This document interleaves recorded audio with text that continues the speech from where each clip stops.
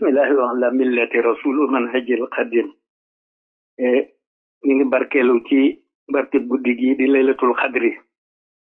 waaw muy guddi gi di laylatul jumaati sangu bis yi itam ginnaaw kilifa gi penku sowu yi itam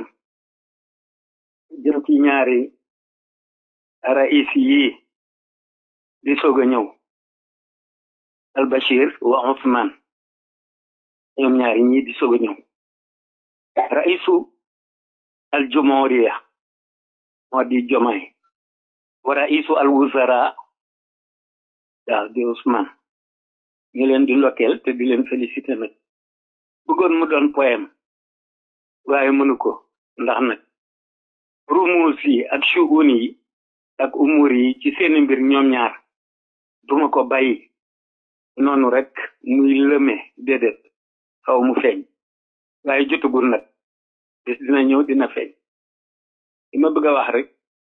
may raisul jadid bi di Jomaay Bachir Diakhar Faye fukki weeram yeeg benn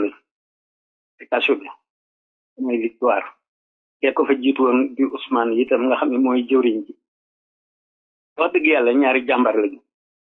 ci ndaw ñi am na lu ma war a wax ak ñoom ca kanam waaye teel na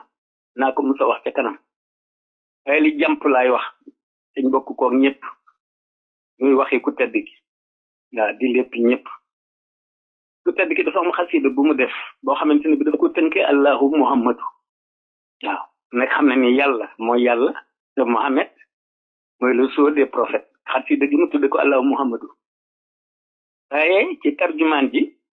dafa wax ne hazihi al abyad man hafizaha la yughwihi mughwi hatta yadkhula al jannata allati wa'ada al muttaqun waaw daf ne vers yi bayit yi ku ko mokkal maanaam iblis mi bewloo du la mën a bewloo doo bew du la bewloo ku tàmbale ko ila siwaaya bi shaqa i zahaba kullu la'aynin la ara man nahaba li wacc man xalaqa umman wa aba yaquduni maxtaruhu bila iba xasida gi li tax ma nag ma koy junji bari nañu ko mokkal bari nañu ko am bari nañu ko xamul yéen ñaar ñi nga xamante ne bii ci seen pas-pas ak seen engagement ci la dogalub yàlla ñëwee def leen ticket présidentiel kii di raisul jumhuriya kii di raisul wuzara wax dëgg yàlla ticket ngeen waaw ay li ma bëgg a wax rek mooy ñaar fukki fan ak ñaar ci weeru koor gi moom waaw dëppoog seen mbir shahru ramadan bi symbole yi da cee bari ak mbir yi moo ci bari ci man kat laa wax bare ba nga xam ne rek waaw nga xamante ne bi bu ñu leen félicité ba pare ñaanal leen daal mooy rek waaw ñëpp jàpp rek waaw ndax rupture am na ñu xaar régime bu bees taxaw ngeen jiite ko muy lépp ñëpp ku nekk fa nga mën a jàpp fa ci luy defar ak luy boole ak luy yokk lu baax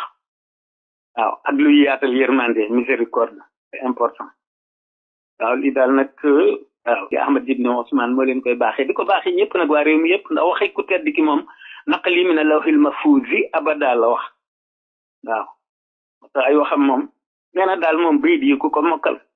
moom iblis mi bewloo du la bewloo ila siwaaye bi shaqa i zahaba kullu lahinin la ara man nahaba li wacc man xalaqa man wa aba yaquduni maxtaruhu bila iba li wacc rabbi la ulaxi kuraba wax du mel ne allahuna haraba huda ilaya gada li masaba ba mu jeex bariwul waaw loolu ñu ngi koy baaxee Sénégal yëpp nag te baloo ñëpp ak nag wasalaamu aleykum wa rahmatullah